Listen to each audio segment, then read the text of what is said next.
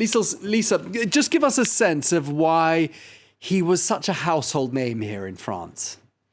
Well, there's a saying that every time a person dies, a library burns. And in Tavernier's case, well, that is especially true. His knowledge of French and also American cinema was absolutely encyclopedic. He was the co-director of the Lumiere Institute in his native Lyon, named for and housed in the residence of the Lumiere brothers, who pioneered motion pictures 125 years ago. He wrote 2 thick volumes about American cinema, reams of criticism, has seen to it that countless books by and about filmmakers have been translated and published. The news of his death broke about 4 hours ago and has been the lead story on the news in France, radio and TV, since then. And that's on a day when the COVID-19 infection statistics are through the roof. So he'll be on the cover of all the newspapers tomorrow. Tavernier directed about 30 films. He produced several others. Tell us a little bit about how he got started.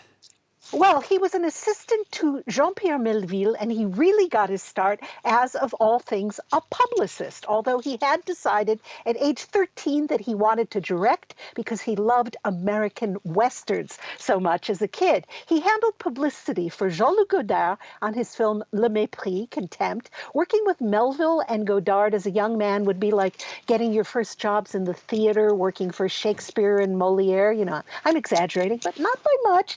He was unapologetically on the left and incorporated social issues into many of his films. Colonial corruption in Coup de Torchon, Clean Slate, young people bereft of moral compasses in La Pas, The Bait. He made costume pictures, including Life and Nothing But, with frequent collaborator actor Philippe Noiret about the hard work of identifying the remains of soldiers after World War I. He made several films in English, or partly in English. Round Midnight, which you mentioned, was the story of a Black American jazz musician in Paris, and Herbie Hancock's score won an Oscar for Best Original Score. He made a sci-fi film in 1980 that was already concerned with the eventual impact of reality TV. Romy Schneider starred as a woman who believes she's dying in a future when hardly anybody dies anymore, and she's followed around by a cameraman played by Harvey Keitel, who has had an operation to turn his eyeballs into video cameras. But if he's not exposed to light for a certain period,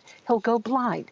In 2009, he made In the Electric Mist with Tommy Lee Jones, an atmospheric bayou set mystery. Incredible range. He made one of the early documentaries about the Algerian War. He tackled the education system in underprivileged rural French communities, the way that local police departments don't have enough manpower or the funds to do their jobs. As a producer, his company Little Bear helped make Marcel Ophuls' 1994 doc The Troubles We've Seen, about the war in ex-Yugoslavia. His most recent films include Quai d'Orsay, the French minister, adapted from a best-selling graphic novel about Dominique de Villepin preparing an historic speech to stand up to U.S. hegemony. Now, that doesn't sound riveting, but it was, and funny. And he made a wonderful documentary series called, I think you translated as A Personal Journey Through French Cinema, which started with his childhood in Lyon and explained why he loved the work of certain directors, which makes us love it too.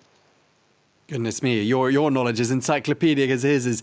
Now, the fellow director Claude Lelouch called Tavernier the greatest film buff amongst French directors. What does he mean by that, Lisa?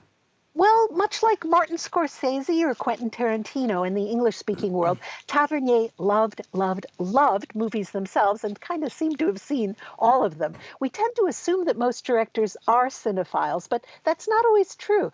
Oddly enough, Tavernier personally cast over 100 speaking parts in his Laissez-Passer, Safe Conduct, in 2002, which was based on a French film technician and a French screenwriter straddling the German occupation and the resistance. And Tavernier also loved film scores and has been working to have forgotten film music performed. To situate his influence, a half hour ago, the pay cable channel Canal Plus sent out a press release to say that they're making a dozen of his films available to viewers. And if cinemas were open, there would be complete retrospectives of his work in a few days all over the country. So, the library in his head may have burned with his passing, but I think his work as a link between classic directors of the studio era and the vicissitudes of modern life has been bequeathed to anyone who cares to read or to watch.